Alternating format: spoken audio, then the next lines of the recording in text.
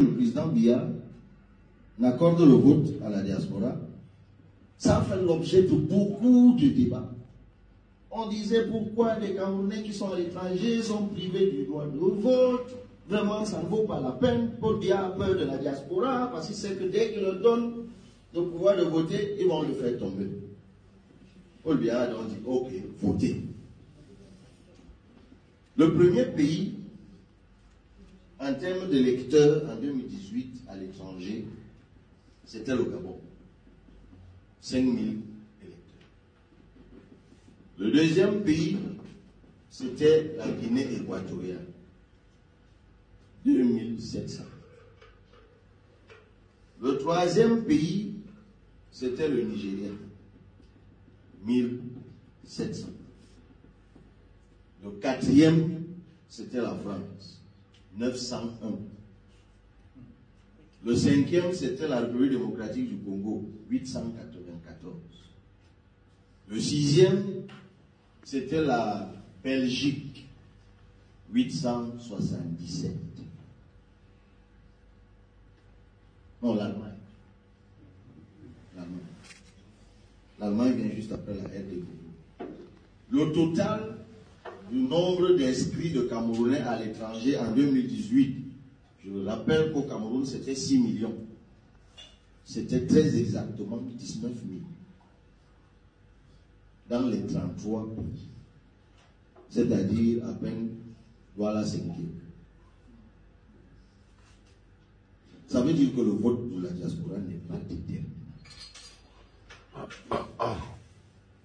Savez-vous combien d'inscrits il y avait à Washington? 81.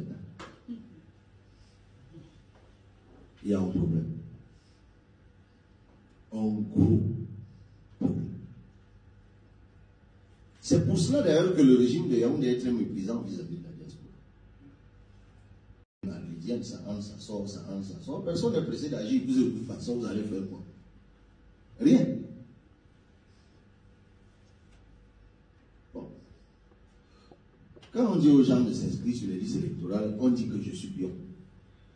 Non, on disait ça change. De toute façon, ma démonstration, je considère qu'elle reste implacable. C'est difficile de battre un président sortant sans un vote massif. Même ici en Occident, les présidents sortants gagnent presque systématiquement au premier tour. Généralement, ils perdent au deuxième tour car les coalitions se font. Au Cameroun, il y a une élection à un tour.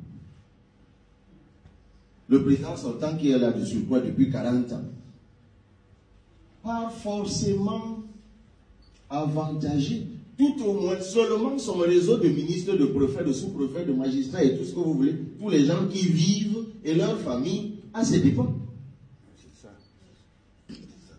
Ça veut dire que si vous voulez contrebalancer ça, il faut un afflux massif dans le fichier électoral.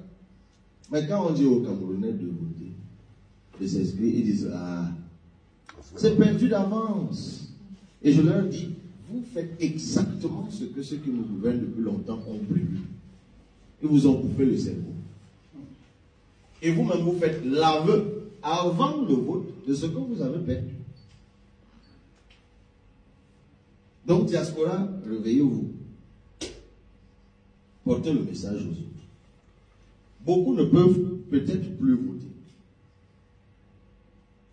Le chiffre officiel donné par le gouvernement camerounais du nombre de Camerounais établis à l'étranger est de 5 millions, dont le 5e de la population. Chiffre officiel qu'on nous a donné à l'Assemblée, il y a 5 millions de Camerounais à l'étranger. C'est à vous de voir. Réveillez-vous. Passez le message aux autres. Ceux qui veulent le changement, ils doivent se lever.